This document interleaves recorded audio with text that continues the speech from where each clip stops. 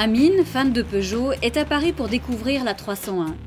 2 mois avant sa commercialisation, nous avons offert à des conducteurs, via notre page Facebook, de tester la voiture. Plutôt agréablement surpris. J'aime bien la face avant. Elle me fait penser un petit peu à la 508. Elle est élégante.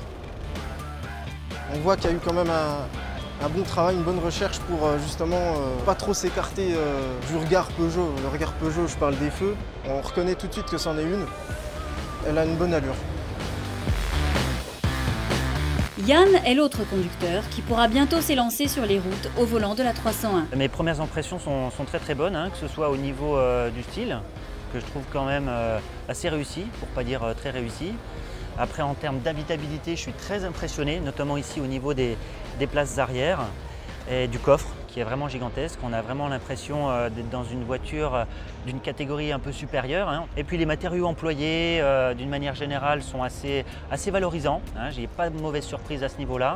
Et on garde surtout quand même le design global de la marque, que je trouve assez racé, assez dynamique dans ses lignes. C'est Yann, c'est ça? Enchanté. Enchanté. Alors, content d'être là?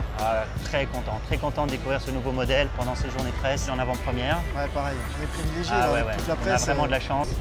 C'est vrai qu'au niveau design général, on est sur quelque chose d'assez complet, d'assez doux, avec des matériaux finalement, une planche de bord avec ce laqué qui rend bien, hein, qui a un bon effet. C'est vrai que c'est sympa, moi aussi j'aime bien cette partie centrale laquée, ça change, c'est beau. Bon bah écoute Amine, maintenant qu'on a découvert la voiture, allons l'essayer. Allons-y.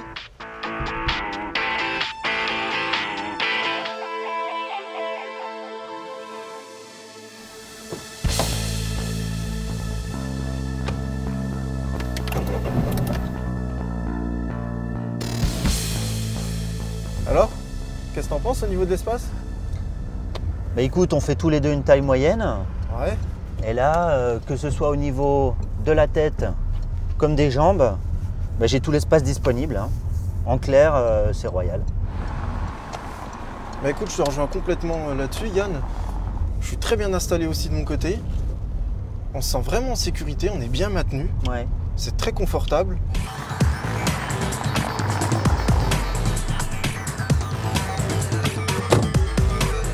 Bon essai. Merci.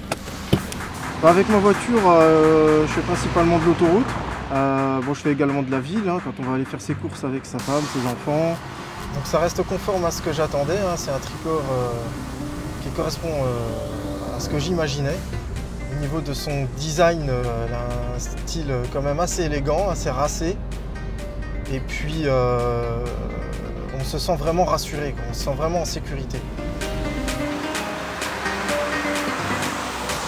On n'est pas trop engoncé dans le siège, je suis bien tenu dans les virages, mais je ne me sens pas opprimé par ces sièges, ça c'est quand même un bon point. Et bien force est de constater qu'au niveau de sa conception, on est sur un véhicule qui est tout à fait dans son temps. Pour moi, on n'est pas loin du sans faute.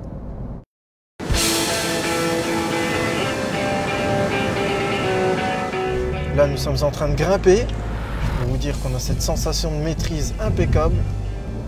La voiture est rivée au sol. Il y a du répondant à l'accélération. Regardez. Hop, elle grimpe sans aucun souci. Bien. Alors, voyons donc ce que donne 301 sur des routes un petit peu plus difficiles. J'ai pas d'appréhension à rouler même un petit peu vite sur ce type de terrain. La garde-sol y est sûrement pour quelque chose, hein, et également le renfort des suspensions. Voilà, les quelques trous sont passés sans problème. Elle a l'air de bien encaisser les chocs. En tout cas, j'ai pas peur de me dire « Ouh là là, zut, je vais toucher, il faut que je ralentisse ». Bon, on sent déjà, hein, que la voiture elle filtre bien les imperfections de la route. Hop, hop, hop. Même ici, voilà, un petit peu de tôle ondulé, ça passe parfaitement. Allez, on enchaîne. Nickel. Il ne manquerait plus qu'un petit guet pour faire un test complet, mais bon, ça va pas être possible aujourd'hui. J'ai pas peur du tout d'affronter les mauvaises conditions. Je sens que voilà, qu'elle est un petit peu surélevée. Je ne sais pas combien de centimètres exactement. Mais visiblement, ce type de piste ne lui fait absolument pas peur.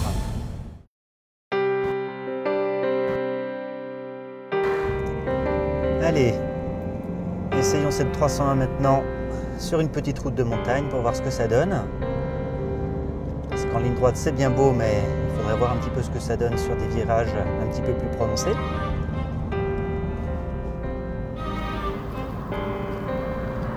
Voilà, un petit S. Alors la voiture s'inscrit bien là où je veux aller. Je ne ressens ni sous-virage ni sur-virage d'ailleurs, ce qui est une bonne chose.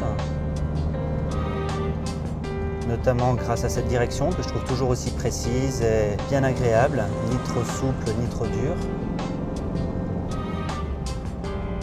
Non, la voiture va vraiment là où je veux aller, comme je le veux. Et je n'ai aucune appréhension à éventuellement vouloir aller un petit peu plus vite, à hausser le ton.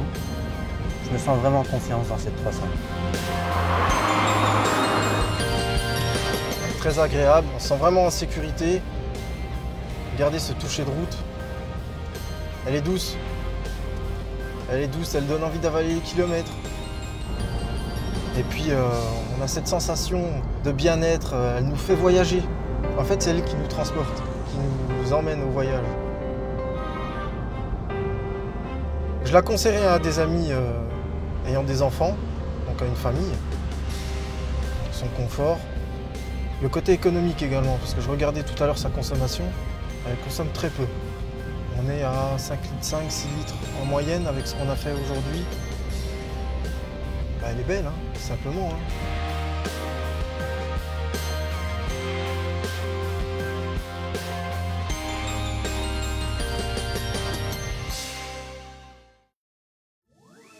Produite en Espagne, la 301 est désormais prête à conquérir le monde.